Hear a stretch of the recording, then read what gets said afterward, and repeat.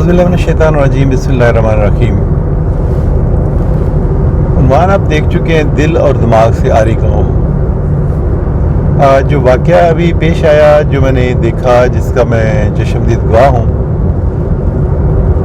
उस पर बात करने से पहले ये बता दूं कि ये क्यों उन्वान क्यों रखना पड़ा और ये वाक़या पे भी रिकॉर्डिंग क्यों करनी पड़ी।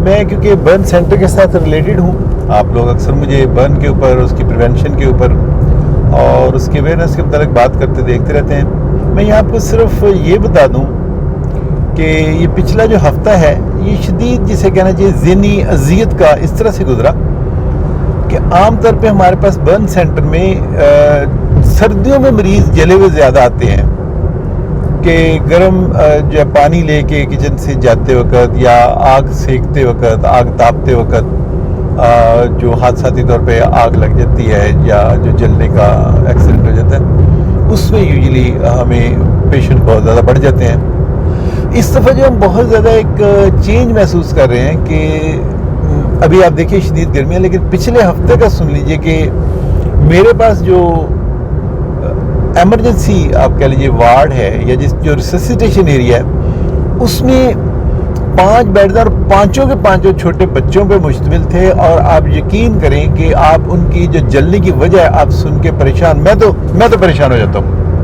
अवाम जो है, मुझे लगता है कि उनके सर पे जूं भी नहीं रेंगती, उन्हें इससे कोई फ़र्क नहीं पड़ता।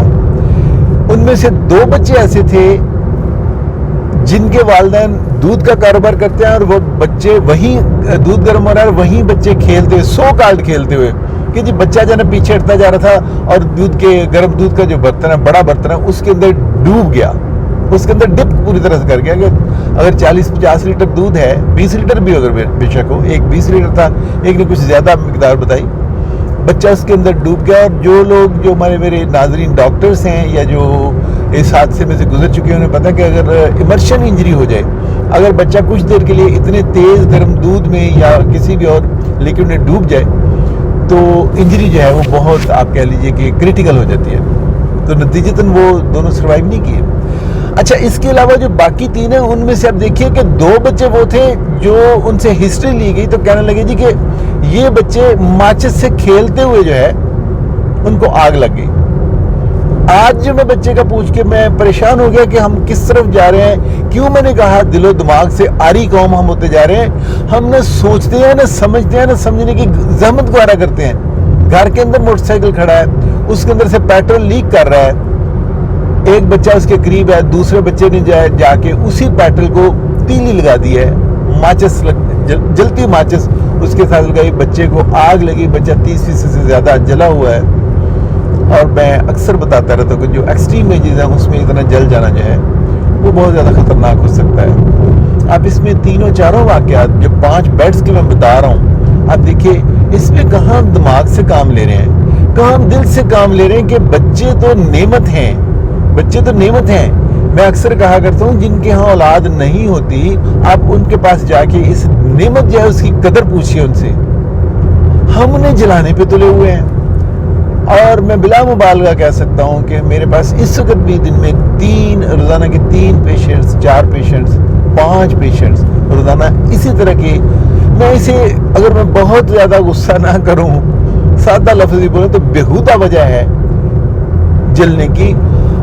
हादसा हो जाना एक और अमर है, लेकिन अपने बच्चों को इस तरह से, बच्चे कम फहम हैं, बच्चों को शौर नहीं है, इस तरह से जला देना कहाँ की अक्लमंदी है।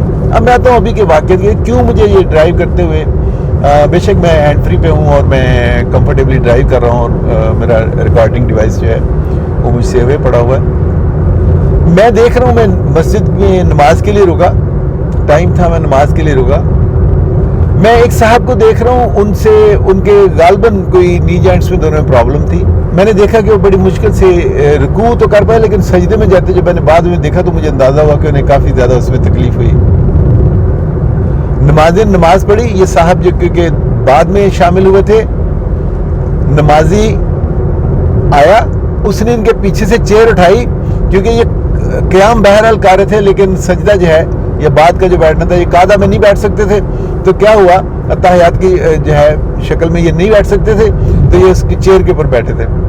नमाजी ने चेयर उठाई اور دوسرے بندے کو دیکھ کے ان کے آگے رکھی کہ تاکہ ان کے آگے سے گزر جائے اور خود مزے سے وہ روانہ ہو گئے. میں نے ان صاحب کو بعد کے 2 سجدے جو ہیں 2 رکعت میں دونوں مرتبہ سجدہ کرتے میں نے دیکھا, اور جس طرح انہیں میں نے اتحیات میں بیٹھے دیکھا, شدید پرابلم میں تھے, شدید تکلیف میں تھے, لیکن انہوں نے کسی کو کچھ کہا نہیں. ظاہر سی بات ہے ویسے بھی وہ لوگ جا چکے تھے, سلام پھیرا, دعا مانگی اور نکل گئے. لیکن کہنا کیا تھا کہ ہم دل اور دماغ دونوں سے آری ہو گئے. آپ نے نماز پڑھتے صاحب کے پیچھے سے کرسی اٹھائی اور اسے آگے رکھ دی تاکہ اگلے والا کراس کر سکے, حالانکہ میں دوسری طرف, میں دوسری ایکسٹریم پہ تھا, میں جا کے ہیلپ بھی نہیں کر سکتا تھا. میں دیکھ سکتا کہ بڑے آرام سے دوسرے نمازی کے سامنے سے جس نے نماز پڑھ لی, آپ بغیر نمازی کے آگے سے گزرے ہوئے صف بھی کراس کر سکتے تھے. خدا کے لیے ان واقعات سے بچیں. اور جب کوئی آپ کام کرنے لگتے ہیں تو یہ تو دیکھ لیں کہ آپ کے اپنے ایک جسے آپ سادگی کہیں گے, میں اسے بیوقوفی کہوں گا, میں اسے خالصاً جاہلانہ عمل کہوں گا, کہ اس کی وجہ سے کوئی آپ کے عمل کی وجہ سے کوئی پرابلم میں تو نہیں آ رہا, کوئی اذیت میں تو نہیں آ رہا, اس کے لیے آپ کوئی دشواری والا معاملہ تو نہیں کریٹ کر رہے. کوشش کیجئے دل اور دماغ کو اپنے پاس رہنے دیجئے, اور بلکہ پاس ہیں, اور کوشش کیجئے کہ نہیں, اللہ تعالیٰ نے دماغ کو سوچنے کے لیے دیا ہے, اسے سوچنے کے لیے استعمال کر لیا کریں, کبھی کبھی کر لیا کریں, اور دل سے بھی سوچ لیا کریں کہ اگر میں کسی بندے کو تکلیف دے رہا ہوں تو اس کے دل پہ کیا بیت رہی ہوگی. وما علینا الا البلاغ المبین.